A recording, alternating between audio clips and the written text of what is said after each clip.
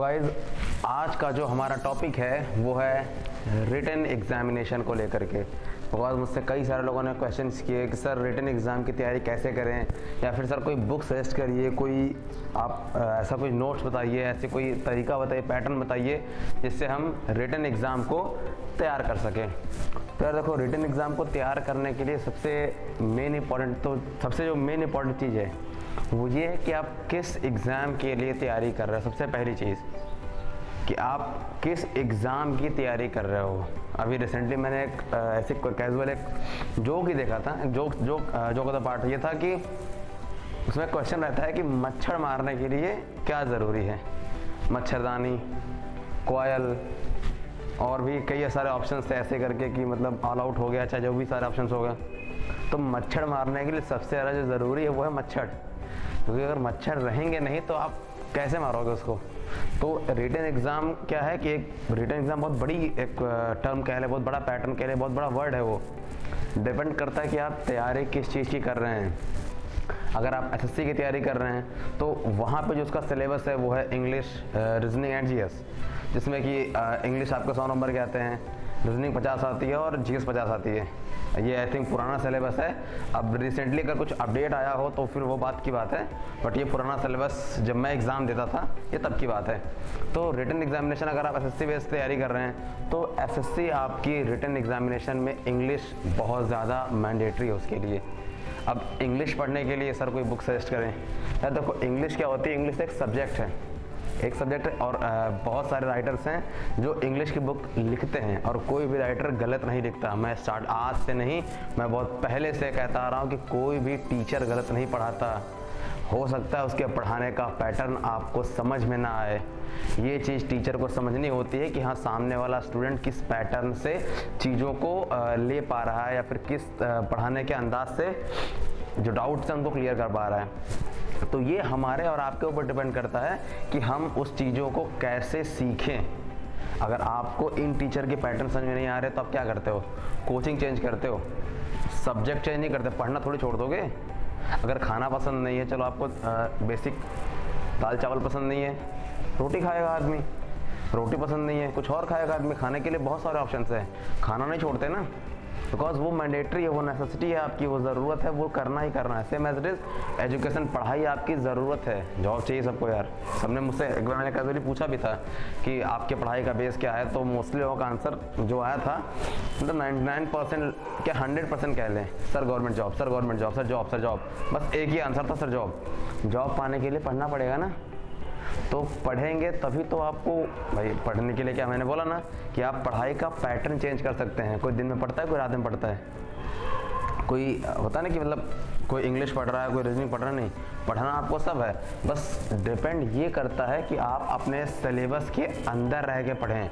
Syllabus की जो एक होता है ना कि कैपेसिटी कितनी है, सिलेबस कितना बड़ा है, उस अकॉर्डिंग चीज़ों को पढ़ें। अब जैसे अगर आपका एसएससी है, अब एसएससी ने 100 नंबर की इंग्लिश मांग ली है, तो अगर 100 नंबर की इंग्लिश है तो आपका पहला फोकस, पहली प्रायोरिटी किस पे होनी चाहिए, इंग्लिश को पढ़ने के ऊपर, बिकॉज वो 50% एरिया कवर कर रहा है इंग्लिश आपके रिटन एग्जामिनेशन का। तो वहाँ पे अब इंग्लिश में क्या पढ़ना होता है, तो इंग्लिश में वर्ड पावर्स में क्या क्या आते हैं, antonyms, synonyms, idioms and phrases, और आपका वन वर्ड सब्स्टिट्यूशन, ये हो गया आपका। और कुछ एक आधा और होता होगा, ये हो गया आपका रिटन एग्जामिनेशन के में इंग्लिश का हो गया वोकैबुलरी से। उसके बाद ग्रामर सेक्शन है, ग्रामर में टेंस हैं, नरेशन है, एक्टिव पैसिव हैं, और भी बहुत सारी चीज़ें होती हैं, वो पढ़ना होता है। तो अब वोकैबुलरी सबसे बड़ी चीज़ है, वोकैबुलरी कैसे इम्प्रूव करें, या फिर वोकैबुलरी कैसे पढ़ेंगे। देखो मैं आपको वोकैबुलरी याद करने का सबसे जो होता है ना कि बेसिक तरीका, बेसिक पैटर्न, वो हम आपको बता दे रहे हैं। मुझे नहीं लगता कि इस पैटर्न से बेहतर कोई पैटर्न आपको मिल पाएगा बिना, होता है ना कि बिना लोड लिए याद करने में। अब सपोज मान लीजिए आप एसएससी की तैयारी करना आज स्टार्ट कर रहे हो, या फिर आपकी शॉर्ट हैंड आप स्टार्ट कर रहे हो, या तो आप शॉर्ट हैंड पढ़ते 6 महीने हो गए आपको बेसिकली मान लो, तो अभी भी आपको यहाँ से साल 1.5 साल तो लगे जाने हैं पूरी तरह से, मतलब मैटर 100, 120, 140 की स्पीड तक लिखते लिखते साल 1.5 साल आपको निकल जाना है। तो मतलब आपके पास अभी से यहाँ से साल 1.5 साल है। आप शॉर्ट हैंड पढ़ेंगे, फिर रिटन पे जाएंगे, टाइम वेस्ट। बेहतरीन तरीका अगर आप कोई बुक लेते हैं ना, तो उस बुक में बेसिकली मैं बता रहा हूँ आपको, नॉर्मली मान के लिए आप 100 या 1500 मतलब 1000-1500 से लेकर के आपके इडियम्स एंड फ्रेजेस हो जाएंगे। मतलब बहुत ज़्यादा बता रहा हूँ, 600-700 होते हैं, इससे ज़्यादा नहीं होते। ठीक है, 1500 पे क्या हो गए इडियम्स एंड फ्रेजेस। आप लेके चलो 1000 हो गए आपके एंटोनिम्स, 1000 सिनोनिम्स, 2000 मीन्स 3500, 3500। ठीक है, 3500। उसके बाद आपका आता है वन वर्ड सब्स्टिट्यूशन, वो 1000 मान लो, 4500 मीन्स ओवरऑल 5000 हुए। मैक्सिमम बता रहा हूँ मैं 5000, दैट्स इट। अब इस 5000 को आपको लगेगा कि यार 5000 कैसे याद होगा, बहुत ज़्यादा है, रियलिटी में बहुत ज़्यादा है। लेकिन अगर उस 5000 को आप डेली 20, सिर्फ 20, और वो भी ऐसा नहीं कि याद कर जाना है पूरा, उसको पढ़ना है सिर्फ 4 से 5 बार। I am very much sure वो याद नहीं होगा आपको। ठीक है, आपके मन में डाउट होगा, मे बी आप वीडियो देखने के बाद बोलेंगे सर वो याद ही नहीं हो रहा 5 बार में पढ़ने में। सर पढ़ने से कैसे याद होगा? सर उसको तो याद करना पड़ता है। नहीं, उसको फोकस्ड कंसंट्रेशन के साथ आपको सिर्फ उसको पढ़ना है। भारत की राजधानी दिल्ली है, India's capital is Delhi, India's capital is Delhi, मतलब होता है कंसंट्रेशन के साथ माइंड में फीड करते हुए, फील लेते हुए उसको पढ़ना है। 4 से 5 बार आपने पढ़ा, एक फ्लो में पढ़ा, डबल, ट्रिपल, 4, 5 मतलब 20 पढ़ लिए, दैट्स इट, आपकी एक दिन की स्टडी कंप्लीट। अगले दिन अगला 20 पढ़ना है, अगला 20 आपको इसी पैटर्न में पढ़ना है, और जो पिछला 20 था मतलब 20 लास्ट 20 थे, उनको आपको सिर्फ 2 बार रिवाइज करना है। नेक्स्ट डे नेक्स्ट 20 पढ़ना है, और बचे जो 40 हैं उनको रिवाइज करना है। ऐसे करते करते आपको एक हफ्ते में आपने 120 कवर अप कर लिए, 120, 120। संडे को आपको जो 120 है वो पूरा 120 रिवाइज करना है कंप्लीट अच्छे तरीके से। इस 120 को हमने साइड कर दिया, फिर अगला हफ्ता आया, फिर अगला हफ्ता आया। आप अगर एक हफ्ते में राउंड फिगर लेके चलते हैं 100 भी कंप्लीट किया आपने, महीने में 4 हफ्ते, 400 ख़त्म, साल में 12 महीने, 4800 ख़त्म, 5000 कैलकुलेशन थी, 4800 मीन्स 5000 ख़त्म, क्या बचा? उन 1 सालों में आपने क्या किया? 1 सालों में आपने रिटन एग्जामिनेशन की तैयारी में इंग्लिश की वोकैबुलरी इंप्रूव कर ली, इंग्लिश की वोकैबुलरी इंप्रूव कर ली, बिना मेंटल स्ट्रेस के, बिना माइंड को बहुत ज़्यादा प्रेशर दिए हुए। एग्री कि सर 5000 आपने इस तरह से याद किया कराया, सर पूरा थोड़ी याद हो पाएगा, सर कुछ बहुत डिफिकल्ट होते हैं, सर उसको कैसे याद करें? कितने होंगे? 1000 होंगे ना। मान लिया आपके 1000 नहीं पता, आपको 1000 नहीं याद हुए, नेगेटिव पॉइंट्स देखने चाहिए, बट पॉजिटिविटी देखो कि आपने बिना मेहनत के 4000 याद कर लिया। अब आपको जो एफर्ट डालना है वो कहाँ डालना है? सिर्फ 1000 पे, बिकॉज जो 4000 थे वो तो कंप्लीटेड है, वहाँ आपको फोकस ही नहीं करना है बिकॉज वो कंप्लीट हो चुका है। तो इस तरह से आपने इंग्लिश की वोकैबुलरी इंप्रूव कर ली। अब आते ग्रामर सेक्शन पे, तो अगर आपकी ग्रामर ओके मीन्स आपने ग्रामर स्टार्टिंग से पढ़ रहा है आदमी, तो अगर आपकी ग्रामर ओके है तो ठीक है, नहीं है तो यूट्यूब पे और फिर और भी पता नहीं, मतलब बहुत सारे चैनल्स हैं, बहुत सारे टीचर्स हैं जो आपको ग्रामर की नॉलेज दे रहे हैं, फ्री ऑफ कॉस्ट दे रहे हैं। आप यूट्यूब पे सर्च करिए, चीज़ों को देखिए, एनालाइज करिए कि हाँ इन मतलब XYZ जो भी टीचर इनके पढ़ाने का जो पैटर्न है उस पैटर्न को मैं अचीव कर पा रहा हूँ कि नहीं कर पा रहा हूँ, दैट्स इट। आपने वहाँ से ग्रामर ले लिया। अब बचा जीएस क्या होती है? जीएस की कोई लिमिट नहीं होती यार, देखो मैं आज ओपनली कह रहा हूँ, जीएस की कोई लिमिट नहीं होती। आप स्टार्टिंग से देखते आ रहे होंगे, मैंने जितनी भी वीडियो क्रिएट करी है, जितने भी टॉपिक्स मैंने छेड़े, मैंने क्लियर कट बात करी है। ऐसा नहीं कि मैं आपको ये कह दूँ कि नहीं बहुत आसान है, बहुत नहीं यार, जो रियलिटी है वो है। बिकॉज कल को आज मैंने कह दिया कि ये चीज़ बहुत सिंपल है, कुछ नहीं होता, मतलब हलवा है, बेकार है, ख़राब है, कल को आप पढ़ोगे, आप उस फेज से, उस स्टेज से गुजरोगे, फिर कल आपके माइंड में आएगा यार सर तो बेवकूफ़ बना रहे थे, सर तो ऐसी बातें कर रहे थे। जो है उस पे रहिए, बिलीव इन ट्रुथ, क्योंकि आज आप सच से भागेंगे, आपको लगेगा कि नहीं आसान है, हम कर जाएंगे, कोई दिक्कत नहीं। मुझसे कई लोगों ने बोला भी, इवन मेरे क्लासेस में भी कितने लोगों ने मुझसे बोला कि सर अब SSC के एग्ज़ाम्स आने में 1.5-2 साल हैं, आराम से पढ़ेंगे।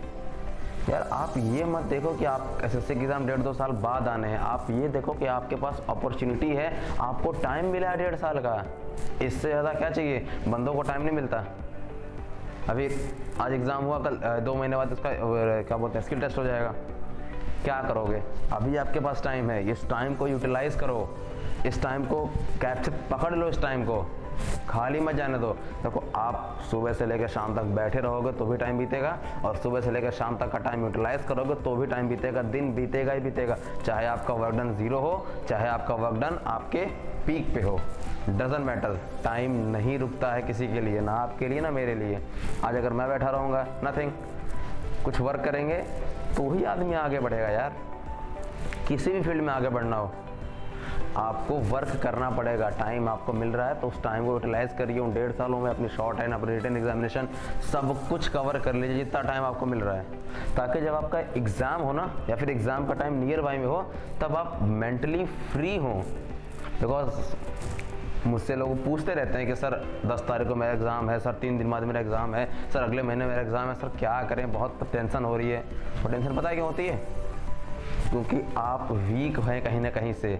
अगर आप स्ट्रांग होते, अगर आपको सारे टॉपिक, सारी चीज़ें क्लियर होती, आपको कोई टेंशन नहीं होता यार, कोई स्ट्रेस नहीं होता। बिल्कुल रिलैक्स होके, बिल्कुल नॉर्मल माइंड से जाते हैं आप। यहाँ जाना, एग्ज़ाम ही देना है, एग्ज़ाम ही तो देना है आपका। बस नेक्स्ट जो स्टेप होता है ना, नेक्स्ट वर्ड आती है जो मुंह से निकलती है वही निकलती है, यार एग्ज़ाम ही तो देना, दे लेंगे। हाँ यार 20 तारीख को एग्ज़ाम है, दैट्स इट। आप इसको बहुत ज़्यादा लोड लेके नहीं रही यार, 20 तारीख को पेपर है, समझ में नहीं आ रहा, कुछ पढ़ा नहीं है यार। आप स्कूल लाइफ ख़त्म हो चुकी है।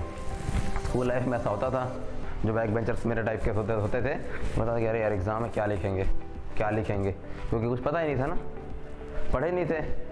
तो उस टाइम उतना वो भी नहीं था कि हाँ बहुत पता ना, आदमी सिंसियर नहीं होता उस टाइम पे कि चलो ठीक है करना है। जो टॉपर होते हैं क्लास के, आप में से कितने होंगे में भी, तो वो स्टार्टिंग से ही रहते हैं कि क्लास में टॉप करना है, फर्स्ट आना है, सेकंड आना है, इतना मार्क्स अचीव करना है, मैथ्स में 100 में 100 आने चाहिए। मैं तो फेल होता था यार वो अपने डजंट मैटर, आप में से कितने ऐसे भी होंगे जो मेरे टाइप के होंगे। तो मैटर वो नहीं करता, मैटर यह कि स्कूल टाइम था, वहाँ पे कंपटीशन क्या थी, सिर्फ आपके क्लास के अंदर। मेरे भी आप क्लास में 40 बच्चे हों, 100 हों, 200, 400, दैट्स इट। मतलब एक क्लास में मुझे नहीं लगता कि 200 से 250 से ऊपर होंगे। उसमें भी सेक्शंस डिवाइड होते थे। अगर आपकी क्लास में 60 या 80 हैं तो ठीक है स्टूडेंट्स, 60, 80 क्रॉस करने के बाद ही आपका सेक्शन डिवाइड होता था, मैक्सिमम 80। तो आपके पास क्या थे टारगेट 200, वहाँ कंपटीशन 200 में था। यहाँ 20 लाख लोग हैं जो फॉर्म भरेंगे, और पता नहीं कितने होंगे, कोई गारंटी थोड़ी है कितने लोग फॉर्म भरेंगे। और सीट कितनी होती है? इतनी, इनके 100, 50, 200, 400, 500, बस कितनी सीटें होंगी। कंपटीशन क्या है? बहुत बड़ा है। तो अगर आपके पास टाइम है तो आप उस टाइम को यूटिलाइज करें। तो हम बात करते हैं जीएस की। जीएस में क्या होता है? जीएस की कोई लिमिटेशन नहीं होती है। जीएस एक समुद्र, एक सागर है जिसका कोई अंत नहीं होता। आप जितना दूर देखते चले जाएंगे, आपकी नज़रें जहाँ तक जा रही है वहाँ तक जीएस है। आप जितना पढ़ पा रहे हैं वो जीएस है। तो जीएस में ये नहीं कहूँगा जीएस स्कोरिंग सब्जेक्ट नहीं होता है किसी भी वनडे एग्जाम के लिए। जीएस क्या करता है? सिर्फ सपोर्टिव एक होता है कि हाँ चलो ठीक है, आदमी थोड़ा बहुत इसको देख लेगा। अदरवाइज जीएस आप कभी भी स्कोरिंग सब्जेक्ट लेके मत चलिए। स्कोरिंग होती है आपकी इंग्लिश और रीजनिंग। अगर मैथ्स आते हैं तो मैथ्स। इंग्लिश में क्या है? इंग्लिश में अगर कोई क्वेश्चन का आंसर आपको आ रहा है तो आ रहा है, आपने एक्टिव वॉइस पैसिव वॉइस पढ़ा हुआ है तो पढ़ा हुआ है, तो आपने उसको सही कर दिया। और एक्टिव में क्या है? रूल्स हैं, इतने रूल, मतलब एक लिमिटेशन होती है कि 2, 4, 6, 10 रूल हैं।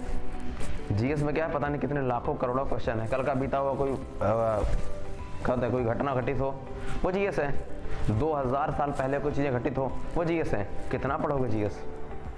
तो मैं ये नहीं कह रहा जीएस ना पढ़ें, बट आपका जो मेन टारगेट होना चाहिए वो होना चाहिए इंग्लिश और रीजनिंग। बिकॉज रीजनिंग में क्या होती है कि आप रीजनिंग में अच्छे मार्क्स स्कोर कर सकते हैं, बहुत ज़्यादा लोड नहीं देना होता उसमें।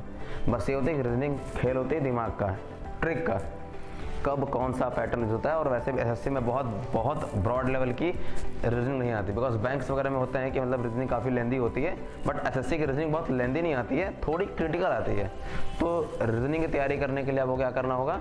रीजनिंग की तैयारी करने के लिए सीधा कुछ नहीं करना, प्रैक्टिस सेट खरीद लो। उन प्रैक्टिस सेट को इतना लगा दो कि आपको रूल्स पढ़ने की ज़रूरत ही ना हो। प्रैक्टिस सेट से, क्योंकि देखो प्रैक्टिस सेट क्या होती हैं, वो हर एक प्रैक्टिस सेट नए क्वेश्चंस को लेके आते हैं, और हर एक नया क्वेश्चन एक नए पैटर्न से, नए ट्रिक से सॉल्व होता है। आपको सारे ट्रिक होता है ना कि थ्योरी पढ़ना अलग चीज़ होती है, और रियल लाइफ में, प्रैक्टिकल लाइफ में चीज़ों को हैंडल करना अलग बात होती है। आप कोई भी क्लास कर लिए, ठीक है, मैं ही आपको पढ़ा रहा हूँ, आपने मेरी क्लास कर ली, देख लिया, आपको अच्छा लगा, ओके। बट जब आप प्रैक्टिकल करते हैं इसका ना रियल लाइफ में कैसे यूज़ करेंगे एग्जामिनेशन, तो जब आप एग्ज़ाम देने जाते हैं तो ये सारी बातें पीछे छूट जाती हैं। सारी बातें याद क्या आता है, सिर्फ अपना किया। आप वहाँ पे रिप्रेजेंट आपको खुद को करना है, खुद से, तो वहाँ पे आप अपने लिए हैं जो हैं। तो मैंने वही बोला ना कि आप अगर रीजनिंग का मतलब ये है कि आपको अपने माइंड सेट से सब कुछ करना है।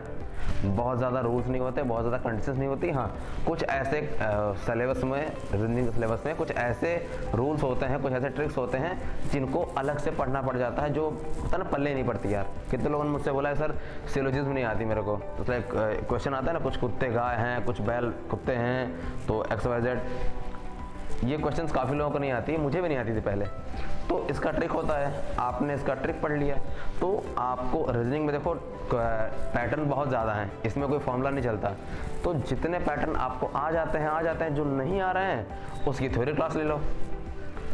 पूरे की थ्योरी क्लास लेने की क्या ज़रूरत है, जितना आप अपने माइंड से कर पा रहे हैं, नहीं कर पा रहे तो आप थ्योरी क्लास की हेल्प लीजिए। अदरवाइज रीजनिंग बहुत ज़्यादा वो नहीं करनी होती, बस इसमें ट्रिक लगाना होता है, दिमाग लगाना होता है। ये तो हो गया आपका SSC का पैटर्न। इसके बाद आते हैं कोर्ट्स में कुछ कोर्ट्स ऐसे होते हैं जहाँ पे रिटन एग्जाम नहीं होता है, डायरेक्ट शॉर्ट हैंड का एग्जाम होता है, टाइपिंग कराते हैं और कंप्यूटर बेस्ड कुछ क्वेश्चंस होते हैं।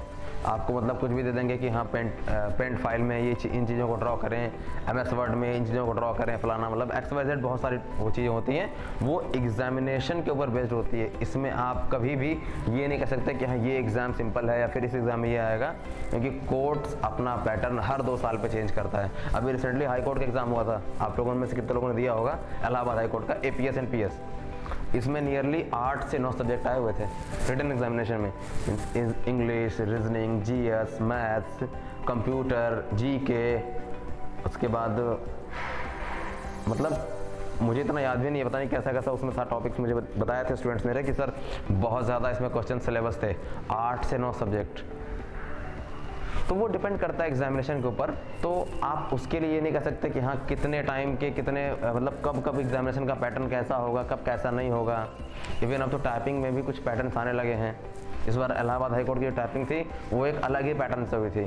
तो वो सारी चीज़ें नियर कम की हैं। तो जब एग्जामिनेशन होना स्टार्ट होता है, जब उसके रिटन एग्जाम आप दे लेते हैं, जब आप शॉर्ट हैंड देने जाते हैं तो उसके नोटिफिकेशन आ जाते हैं कि वो किस पैटर्न में आएगा।